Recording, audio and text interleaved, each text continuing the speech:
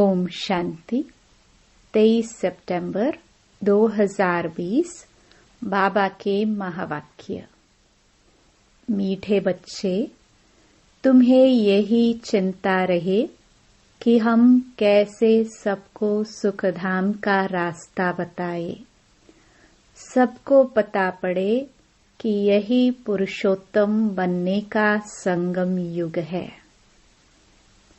प्रश्न: तुम बच्चे आपस में एक दो को कौन सी मुबारक देते हो? मनुष्य मुबारक कब देते हैं? उत्तर: मनुष्य मुबारक देते जब कोई जन्मता है, विजयी बनता है या शादी करता है या कोई बड़ा दिन होता है, परंतु वह कोई सच्ची मुबारक नहीं। तुम बच्चे एक दो को बाप का बनने की मुबारक देते हो। तुम कहते हो कि हम कितने खुशनसीब हैं जो सब दुखों से छूट सुख धाम में जाते हैं। तुम्हें दिल ही दिल में खुशी होती है। ओम शांति। बेहद का बाप बैठ बेहद के बच्चों को समझाते हैं। अब प्रश्न उठता है, बेहद का बाप कौन? यह तो जानते हो कि सबका बाप एक है, जिसको परमपिता कहा जाता है।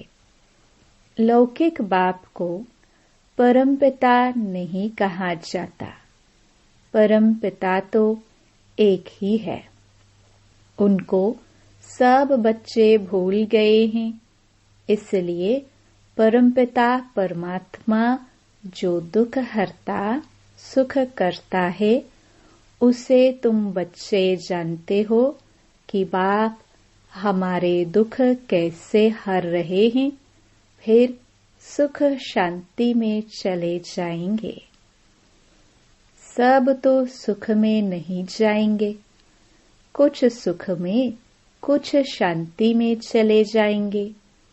कोई सतयुग में पाठ बजाते, कोई त्रेता में, कोई द्वापर में। तुम सतयुग में रहते हो तो बाकी सब मुक्ति धाम में। उनको कहेंगे ईश्वर का घर।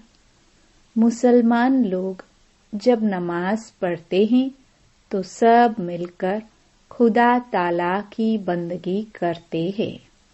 किस लिए? क्या बहिश्त के लिए या अल्लाह के पास जाने के लिए? अल्लाह के घर को बहिश्त नहीं कहेंगे। वहां तो आत्माएं शांति में रहती हैं, शरीर नहीं रहते। यह जानते होंगे अल्लाह के पास शरीर से नहीं, परंतु हम आत्माएं जाएंगी। अब सिर्फ अल्लाह को याद करने से तो कोई पवित्र नहीं बन जाएंगे। अल्लाह को तो जानते ही नहीं। अब यह मनुष्यों को कैसे राय दे कि बाप सुख शांति का वर्षा दे रहे हैं। विश्व में शांति कैसे होती है? विश्व में शांति कब थी? यह उन्हों को कैसे समझाए? सर्वसबल बच्चे जो हैं, नंबरवार पुरुषार्थ अनुसार उन्हों को यह चिंतन रहता है। तुम ब्रह्मा मुख वंशावली ब्राह्मणों को ही बाप ने अपना परिचय दिया है। सारी दुनिया के मनुष्य मात्र के पाठ का भी परिचय दिया है।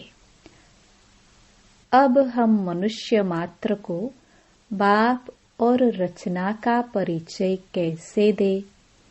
बाप सबको कहते हैं, अपने को आत्मा समझ, मुझे याद करो तो खुदा के घर चले जाएंगे। गोल्डन एज अथवा बहिश्त में सब तो जाएंगे नहीं। वहां तो होता ही एक धर्म है, बाकी सब शांति धाम में है। इसमें कोई नाराज होने की बात ही नहीं। मनुष्य शांति मांगते हैं, वह मिलती ही है अल्लाह अथवा गॉड फादर के घर में। आत्माएं सब आती हैं शांति धाम से। वहां फिर तब जाएंगे जब नाटक पूरा होगा। बाप आते भी हैं पतित दुनिया से सबको ले जाने के लिए। अभी तुम बच्चों की बुद्धि में हैं। हम शांति धाम में जाते हैं, फिर सुख धाम में आएंगे। यह है पुरुषोत्तम संगम युग। पुरुषोत्तम अर्थात उत्तम से उत्तम पुरुष। जब तक आत्मा पवित्र न बने तब तक उत्तम पुरुष बन नहीं सकते। अब बाप तुमको कहते हैं मुझे याद करो और सृष्टि चक्र को जानो और साथ में दैवी गुण भी धारण करो। इस समय सभी मनुष्यों के कैरेक्टर बिगड़े हुए हैं। नई दुनिया में तो कैरेक्टर बहुत फर्स्ट क्लास होते हैं। भारतवासी ही ऊंच कैरेक्टर वाले बनते हैं। उन ऊंच कैरेक्टर वालों को कम कैरेक्टर वाले माथा टेकते हैं। उनके कैरेक्टर्स वर्णन करते हैं। यह तुम बच्चे ही समझते हो। अब औरों को समझाए कैसे? कौन सी सहज युक्ति रचे? यह है आत्माओं का तीसरा नेत्र खोलना। बाबा की आत्मा में ज्ञान है। मनुष्य कहते हैं मेरे में ज्ञान है।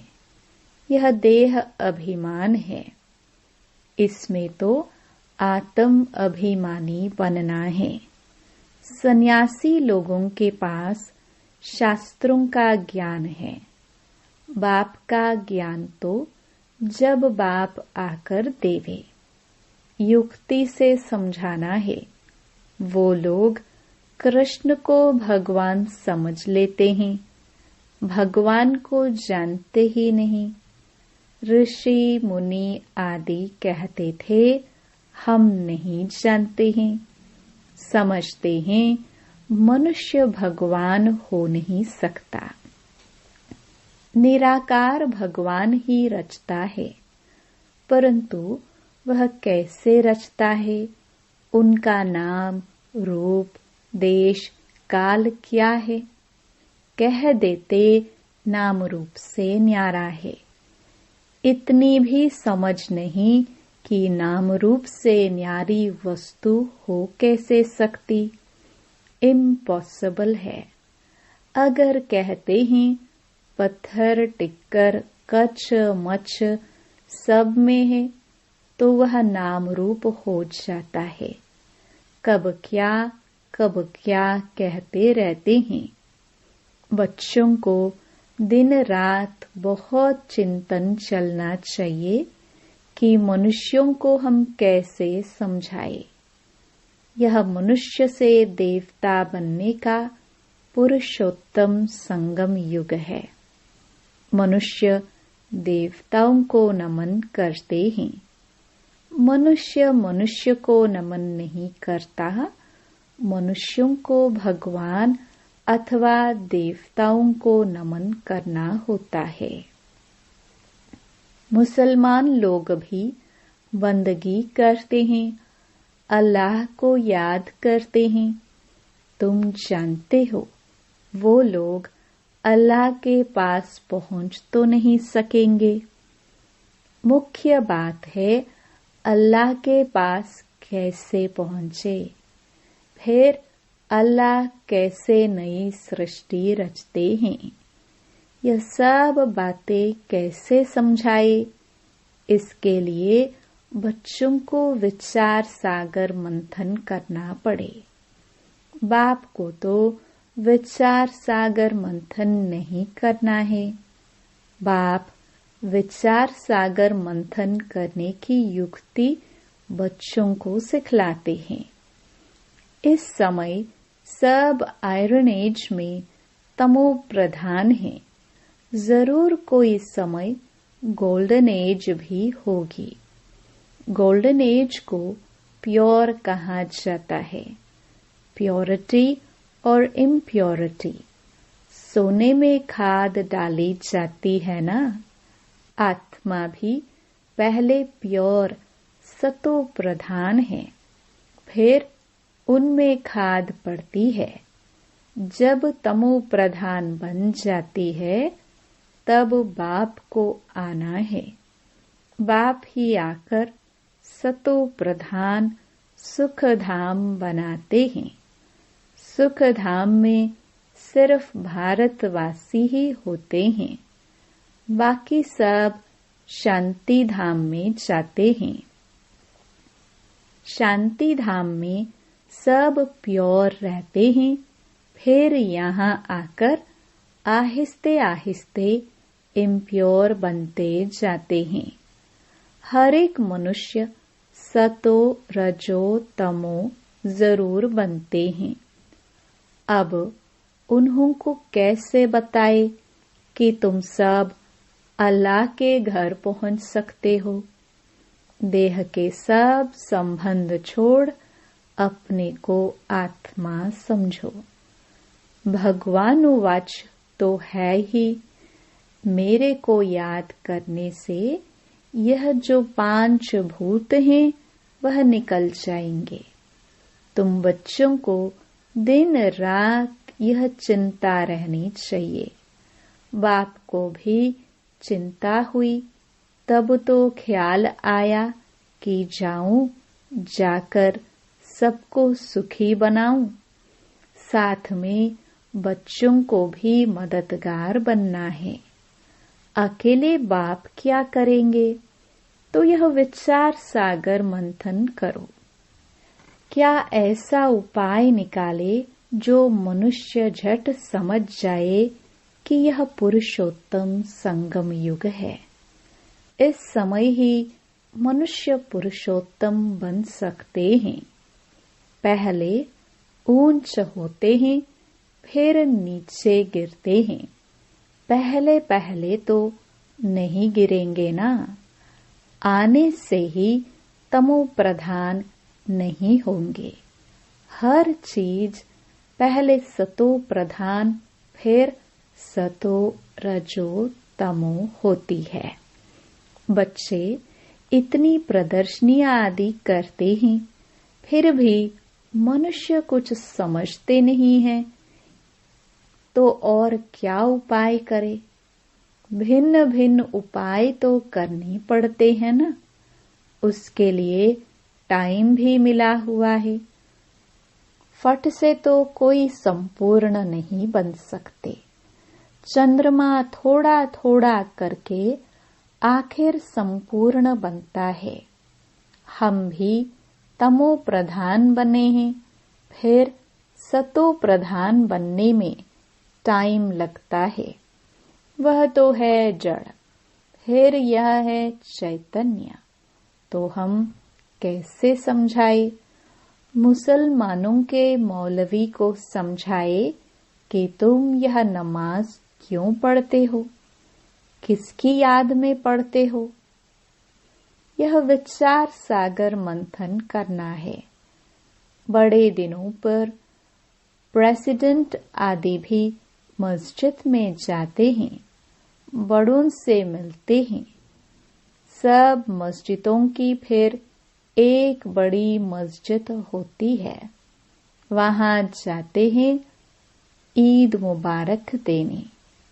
अब मुबारक तो यह है जब हम सब दुखों से छूट सुख धाम में जाए, तब कहाँ जाए मुबारक हो। हम खुशखबरी सुनाते हैं, कोई विन करते हैं तो भी मुबारक देते हैं, कोई शादी करते हैं तो भी मुबारक देते हैं। सदैव सुखी रहो। अब तुमको तो बाप ने समझाया है, हम एक दो को मुबारक कैसे दे। इस समय हम बेहद के बाप से मुक्ति, जीवन मुक्ति का वर्षा ले रहे हैं। तुमको तो मुबारक मिल सकती है। बाप समझाते हैं, तुमको मुबारक हो, तुम 21 जन्मों के लिए पद्मपति बन रहे हो। अब सब मनुष्य कैसे बाप से वर्षा ले रहे हैं, सबको मुबारक दे। तुमको अभी पता पड़ा है, परंतु तुमको लोग मुबारक नहीं दे सकते। तुमको जानते ही नहीं। मुबारक देवे तो खुद भी जरूर मुबारक पाने के लायक बने। तुम तो गुप्त हो ना, एक दो को मुबारक दे सकते हो। मुबारक हो, हम बेहद के बाप के बने हैं। तुम कितने खुश नसीब हो। कोई लॉटरी मिलती है या बच्चा जन्मता है तो कहते हैं मुबारक हो। बच्चे पास होते हैं तो भी मुबारक देते हैं। तुमको दिल ही दिल में खुशी होती है, अपने को मुबारक देते हो। हमको बाप मिला है जिससे हम वर्षा ले रहे हैं। बाप समझाते हैं, तुम आत्माएं जो दुर्गति को पाई हुई हो, वह सब सद्गति को पाती हो। मुबारक तो एक ही सबको मिलती है, पिछाड़ी में सबको मालूम पड़ेगा। जो ऊंच ते ऊंच बनेंगे उनको नीचे वाले कहेंगे मुबारक हो। आप सूर्यवंशी कुल के महाराजा महारानी बनते हो। नीच कुल वाले मुबारक उनको देंगे जो विजय माला के दाने बनते हैं। जो पास होंगे उनको मुबारक मिलेगी, उनकी ही पूजा होती है। आत्मा को भी मुबारक हो जो ऊंच पद पाती है। फिर भक्ति मार्ग में उनकी ही पूजा होती है। मनुष्यों को पता नहीं है कि क्यों पूजा करते हैं, तो बच्चों को यही चिंता रहती है कि कैसे समझाए। हम पवित्र बने हैं, दूसरों को कैसे पवित्र बनाए। दुनिया तो बहुत बड़ी है ना, क्या किया जाए जो घर घर में पैगाम पहुंचे। पर्चे गिराने से सबको तो मिलते नहीं। यह तो एक एक को हाथ में पैगाम चाहिए, क्योंकि उनको बिल्कुल पता नहीं कि बाप के पास कैसे पहुंचे। कह देते हैं सब रास्ते परमात्मा से मिलने के हैं, परंतु बाप कहते हैं यह भक्ति दान पुण्य तो जन्म जन्मांतर करते आए हो, परंतु रास्ता मिला कहाँ। कह देते यह सब अनादि चलता आया है, परंतु कब से शुरू हुआ। अनादि का अर्थ नहीं समझते। तुम्हारे में भी नंबरवार पुरुषार्थ अनुसार समझते हैं। ज्ञान की प्रारब्ध 21 जन्म, वह है सुख, फिर है दुख। तुम बच्चों को हिसाब समझाया जाता है, किसने बहुत भक्ति की है।